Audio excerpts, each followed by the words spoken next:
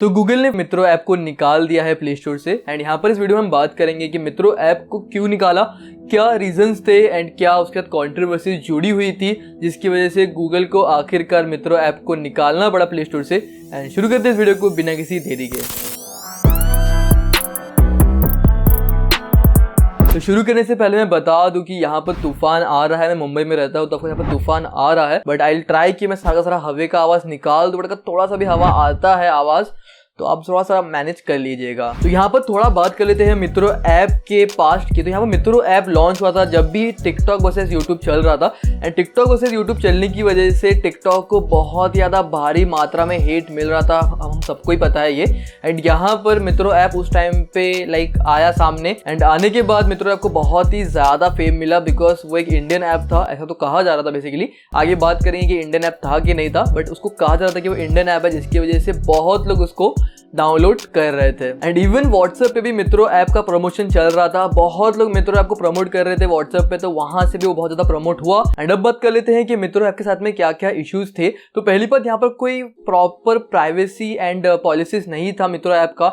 And even यहाँ पर जिसने इस ऐप को डेवलप किया है उसका नाम था बस, लेकिन वो पर्टिकुलर पर्सन कौन है ये सामने नहीं पता था। बस कहा जा रहा था कि IIT का बंदा है, बट कौन है नहीं पता था। एंड इवन जो ऐप था वो इतना पॉलिश्ड भी नहीं था, बगी ऐप था। तो ये सारी चीज़ों की वजह से बहुत लोगों को, इवन मुझे भी डाउट हुआ कि जो एप्लीकेशन है सही में क्या ये जेन्युइन एप्लीकेशन है एंड जो यूज़र डेटा है उसको कैसे हैंडल किया जा रहा है। बिकॉज भले ही वो एप्लीकेशन इंडियन हो, पाकिस्तानी हो, अमेरिकन हो या चाइनीज़ हो, जो यूज़र डेटा होता है वो इंपॉर्टेंट होता है। एंड यहाँ पर तीसरी बात, ये जो एप्लीकेशन है बहुत ज़्यादा बगी था एंड बहुत ही ज़्यादा जो है अनपॉलिश्ड एप्लीकेशन था। तो इसकी वजह से बहुत लोगों को जो है डाउट आया, इवन मुझे भी डाउट आया कि एप्लीकेशन असली में जेन्युइन है या फिर नहीं है। तो इस क्यूरियोसिटी को सेटिस्फाई करने के लिए बहुत लोग जो है रिसर्च कर रहे थे इस एप्लीकेशन के पीछे की क्या है सच्चाई, किसने डेवलप किया है। इसी बीच एक पाकिस्तानी एप्लीकेशन डेवलपर्स क्यूबिकस कंपनी सामने आए एंड उनके जो को-फाउंडर एंड जो CEO है इरफान शेख, उन्होंने ये इंटरव्यू में कहा कि जो एप्लीकेशन है बेसिकली उनकी कंपनी ने डेवलप किया है। ये एप्लीकेशन का जो रियल नेम है वो है टिक एंड ये एक पाकिस्तानी एप्लीकेशन है। बेसिकली इसका जो सोर्स कोड है वो इंडियन एप्लीकेशन डेवलपर वालों ने खरीदा है एंड उसको बस नाम चेंज करके इंडिया में लॉन्च कर दिया गया है। तो बेसिकली यहाँ पर ये जो पर्टिकुलर एप्लीकेशन है जिसको इंडियन ओरिजिनेटेड एप्लीकेशन कहा जा रहा था कि जो एप्लीकेशन है इंडिया में ओरिजिन है इस एप्लीकेशन का, तो ऐसा नहीं था। ओरिजिन का मतलब ये होता है कि कोई भी एप्लीकेशन है, कोई भी चीज़ इंडिया में हैंड बाय हैंड बनी हो, इंडिया में ही उसको जीरो से बनाया गया हो, बट ऐसा नहीं था। ये जो एप्लीकेशन था इसका सोर्स कोड पाकिस्तान से खरीदा गया था, जो कि कोई बुरी बात नहीं है, कोई गलत बात नहीं है, आप मेरे को गलत ना समझे इस मामले में। यहाँ पर ऐसा होता है एंड ये बिल्कुल ही नॉर्मल है, बट यहाँ पर जो एप्लीकेशन था उसमें कोई चेंजेस नहीं किए गए थे, बिल्कुल ही एग्जैक्ट एप्लीकेशन वही था।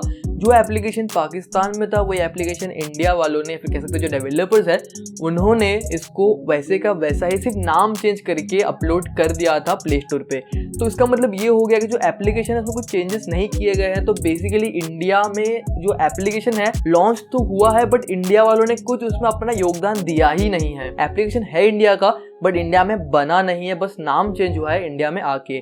ऐसा बहुत सारी चीज़ों में हमने देखा है। फॉर एन एग्जांपल माइक्रोमैक्स का जो कंपनी था वहाँ पर भी जितनी फ़ोन्स होते थे वो चाइना से लिया जाता था माइक्रोमैक्स के द्वारा एंड उसका जो ब्रांडिंग था बस वो चेंज कर दिया जाता था। वहाँ की कंपनी से रॉ फोन्स को लेके उसमें बस अपना माइक्रोमैक्स का ब्रांडिंग चिपका के इंडिया में बेचा जाता था। अगेन ऐसा मित्रों ऐप के साथ में देखने को मिल रहा था। तो प्रॉब्लम यहाँ तक भी नहीं थी, बिकॉज हो सकता है कि जो एप्लीकेशन डेवलपर्स है वो धीरे धीरे डेवलप करे, हो सकता है कि धीरे धीरे उनको टाइम के साथ साथ नए नए फीचर वो डाल दे, तो उसमें कोई इशू नहीं था। बट यहाँ पर करेंटली इशू ये आ जाता है कि जो एप्लीकेशन है वो इतना फेमस है, इतने लोगों ने उसको डाउनलोड किया है, तो गूगल की एक रिस्पॉन्सिबिलिटी बनती है कि गूगल के प्ले स्टोर पे वो चेक करे कि जो एप्लीकेशन है वो जेन्युइन है या नहीं है। तो गूगल ने जब चेक किया इस एप्लीकेशन को तो गूगल को क्या पता चला कि जो एप्लीकेशन है हूबहू कॉपी है टिक एप्लीकेशन की एंड गूगल की पॉलिसी है spam and minimum functionality policy. तो इस पॉलिसी के अंडर गूगल ने मेंशन किया है कि कोई भी एप्लीकेशन अगर हूबहू कॉपी है उस एप्लीकेशन की जो पहले से ही अपलोडेड है प्ले स्टोर पे, तो इस एप्लीकेशन को जो कि कॉपी वाला एप्लीकेशन है उसको निकाल दिया जाएगा। तो जैसे कि हम सभी जानते हैं कि जो मित्रों एप्लीकेशन था पहले से ही कॉपीड वर्जन था टिक एप्लीकेशन का। तो पहला पॉइंट तो यहाँ पर गूगल को मिल गया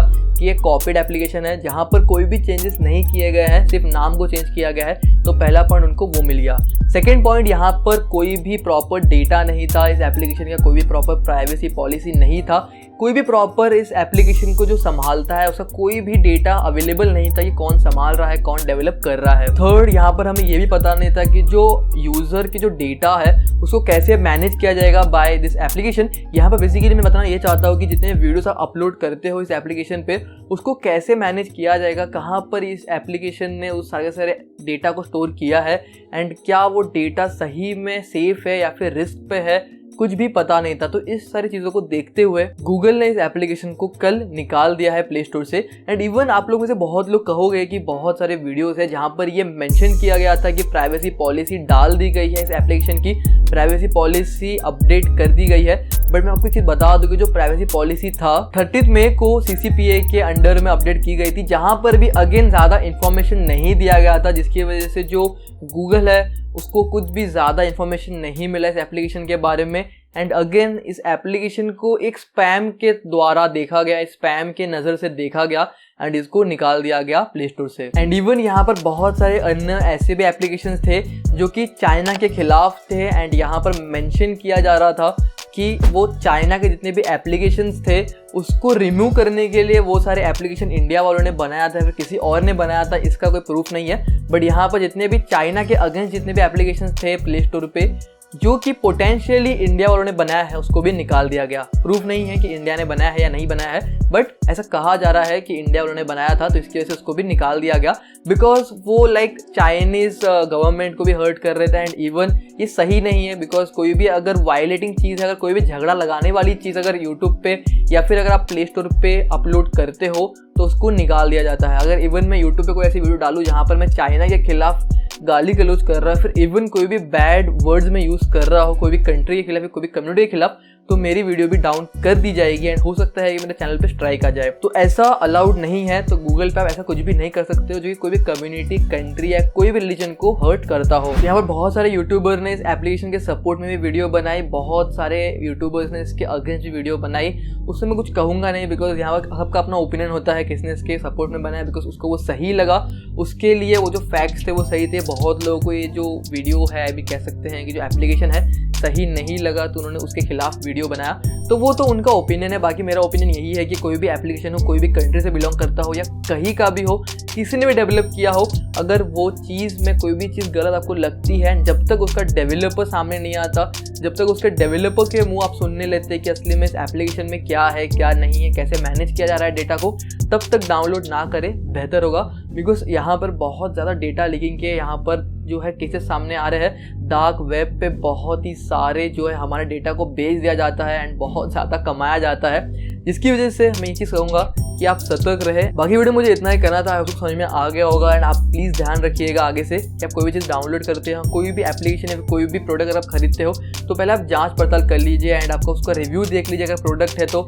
एप्लीकेशन तो भी रिव्यू देख लीजिए, आप देख लीजिए कि कोई इश्यूज़ तो नहीं है उसके रिगार्डिंग। इस चैनल पर मैं ऐसे कुछ चीज़ें डालते रहता हूँ जहाँ पर मैं बताता हूँ इस एप्लीकेशन के बारे में, कोई प्रोडक्ट के बारे में, यहाँ तक कि मैं चिपसेट के बारे में बताता हूँ, तो आप उसको सब्सक्राइब कर सकते हो, आपकी मर्जी है। And till then this is Nick signing of.